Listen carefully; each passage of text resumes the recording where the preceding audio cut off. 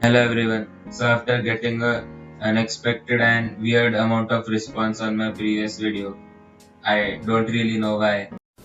Why? Why? Why? Why? Why? Before we begin, this video is only for educational purposes. I do not encourage you to do these things on any network or infrastructure that you do not own or you do not have permission to perform whatever.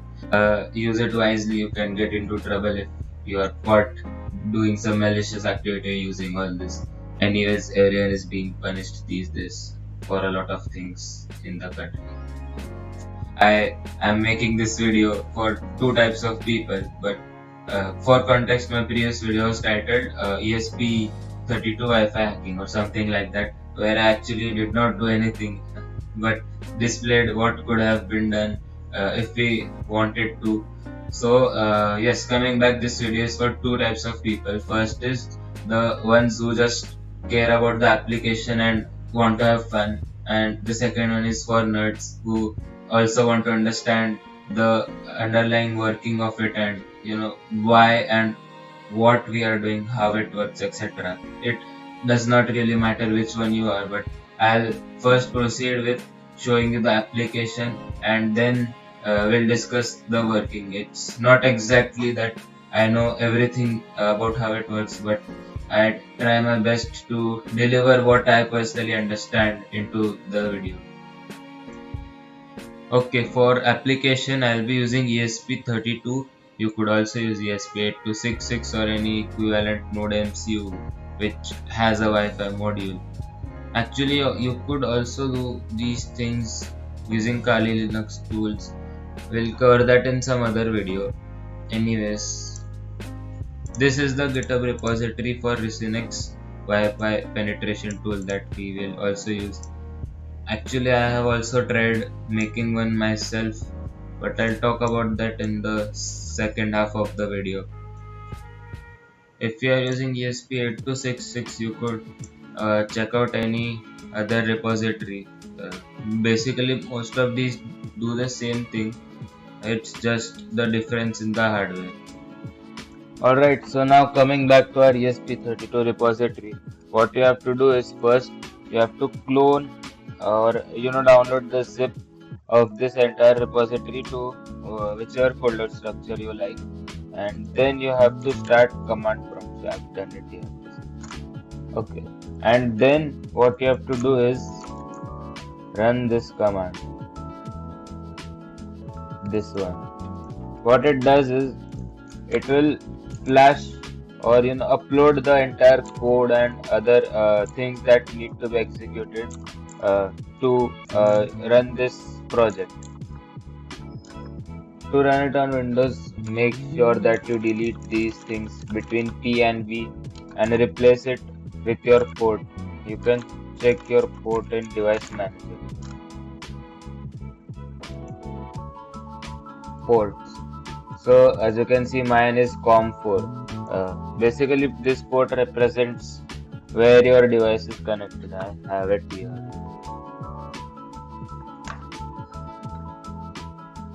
COM4, and make sure that you remove this .py extension as well. Now, what this command does is, as I said earlier, to flash the entire hardware with this project.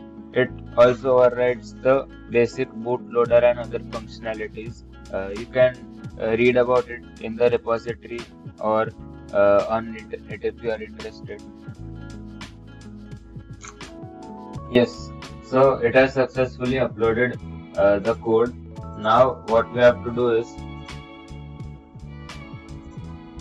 just refresh or restart your Wi-Fi. You will get this new access point which says management AP. This is our ESP board. You have to connect to it. If it asks you for a password, the password is mgmtadmin. You can find it somewhere here as well. Yeah. Now you can see we are connected to a management access point. What it does is it starts a web server. Its IP is 192.168.4.1. So you can start your browser. You can also do this through your mobile phone. Just connect to management AP, and then you'll end up on this page. You can refresh here to see the nearby networks. Now mine is the first one as itself. So I'll just select it.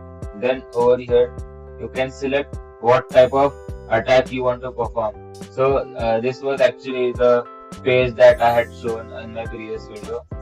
You could check DOS, sorry, and these are the types. Personally, after testing all these, I feel this one is the most effective. I'll again be explaining all these things in the later half of the video if you are interested. You can select a timer to say 30 seconds, that's fine. You can set any timer, I mean, how long do you wish to give trouble to someone? That's up to you, right? So anyways, you can press attack, and that actually this is all you had to do. So all the devices that were connected to that Wi-Fi network are now disconnected for 60 seconds. They will, try to connect again, but they won't be able to because they will be disconnected instantly. So it does not actually make sense. Another type of attack that I described in my previous video was this one, attack type handshake. What it actually does is it uses the previous attack, which was the deauthentication attack, to first disconnect all the devices on the network. And when they try to reconnect, what we do is we capture the traffic or the communication that takes place between the devices and the access point. That could be a router mostly. So we could capture that handshake. It's a four-way handshake. There are several blogs describing it very well, so I would encourage you to go and read it out yourself. Then, okay, yes, coming back, there are two types of methods that we could use here. First is passive. What it actually does is uh, we just sit there and listen to the traffic until and unless we haven't found a handshake. So, more effective and preferred method is to first perform a deauth attack, which will disconnect. So now you know that devices will most of the times reconnect again. At that time, your job is to capture the handshake. Once you capture it, you could also download a packet capture file. Basically, it is just a subset of or a storage of the traffic or the communication that took place from one device to another. It contains all of the details. So once you have the packet capture file, what you can do is try tools like AirCrackNG. They actually use a ready-made word list. So again, Kali Linux has lots of word lists ready. One of the most popular is rockme.txt.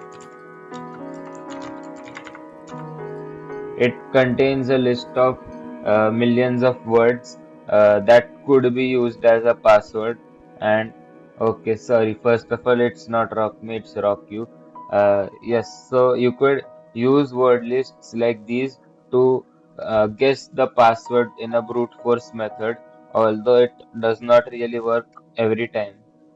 But still, you can give it a try. There is no harm in trying, right? Alright, so this was actually it for the application. This is as far as it goes. You can again, to crack the password, try the brute force methods. Although I wouldn't personally recommend it because they didn't work for me. The words were not enough to guess the password. Although several times people do not really change their passwords, they are set to default. In that case, you'll definitely or mostly get a password. So just use it responsibly. Oh, and another thing that you need to note is ESP32 or 8266. Both of these in this case do not support or do not have actually 5G hardware. So you can only perform these attacks on a 2.4 gigahertz channel, which is generally call it 4G. So it does not work on 5G again. If you want to do it on a 5G network, you can, but you need hardware that will help you connect to a 5G network. So good luck with that. Okay, so people in the type 2, what we need to understand first is an access point and a station. So a station could be any device, laptop, mobile phone, or in our case it's ESP32. Uh, all these devices are called stations, and what we try to connect in order to gain access to any network or internet is called as an access point. In this case, it's a router. So basically, stations want to connect to an access point to gain access again to a network or the internet.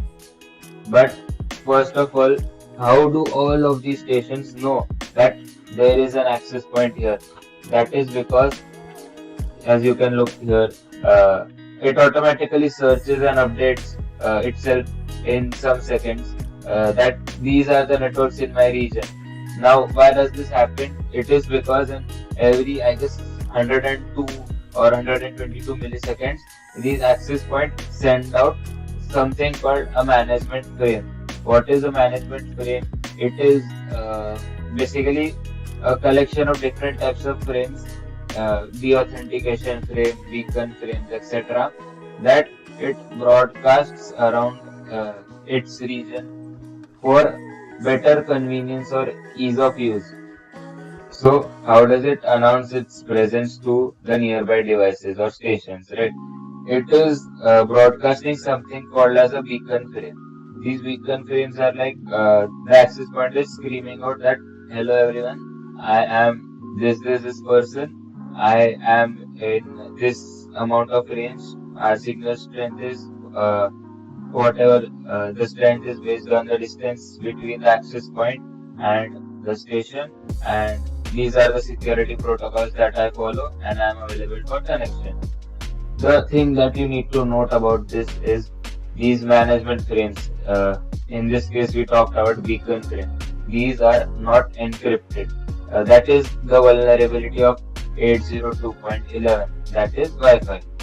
To secure this, there are other versions where these management frames are encrypted, but most of the world uses just the regular 802.11, where management frames are not encrypted, and that is what we exploit in our case. Alright, so now let's talk about the authentication packet. It is again a type of management frame that the Wi-Fi protocol has. So even the authentication frames are not encrypted. First, let us see what is association and authentication. So, authentication is basically checking the password, or is the station allowed to connect to the access point.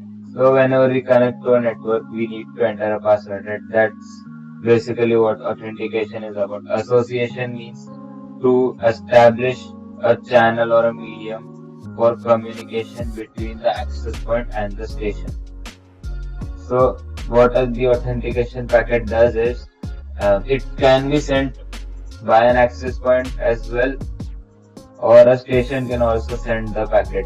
If you wish to dive deeper into what is the structure of these frames, there are well documented diagrams and blogs about those also. There is also a thing called reason code, which basically states that why does this access point or this station wants me to disconnect or terminate the connection. Okay, so this is the function of deauth frame, right? To terminate the connection. So there is also a thing called reason code.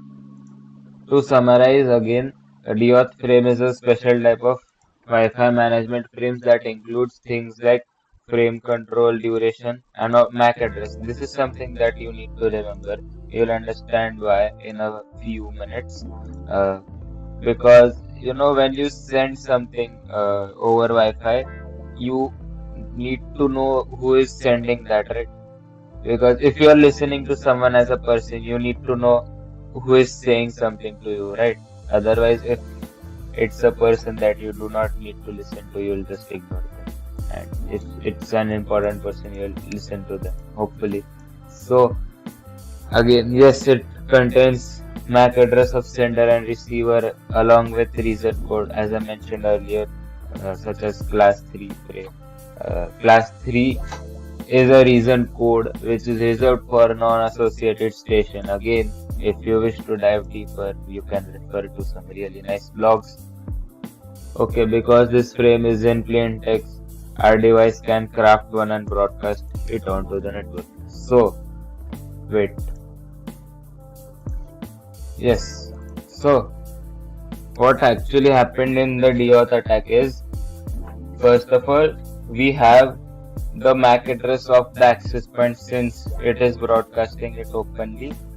What we do is, to all the devices that are connected to the network, this works very well with security cameras since most of them do not work on a 5 GHz channel, because you obviously mostly do not need a 5G hardware for a camera, and every camera has an IP address, by the way. So what you do is, you are this malicious person and you have the MAC address of the access point. You can also get the address of the IoT devices or other stations that are connected to the network. What you do in a DAuth attack is, you send deauthentication packets to either the access point or to a specific device that you want to send it to, in order to tell them that, hey, I'm sending you this deauthentication packet, I am the other person. So if you're sending it to a station, you are stating your identity as this camera, or if you are this if you are sending it to the camera, you are telling that I am the router. If you are sending it to the router, you are telling them I am the camera and I want to disconnect with you for whatever reason code in the world you like. I hope you get an idea of what I just said. Okay, so again, to summarize, there is no encryption and authentication in these management frames because of the ease of use that we wanted.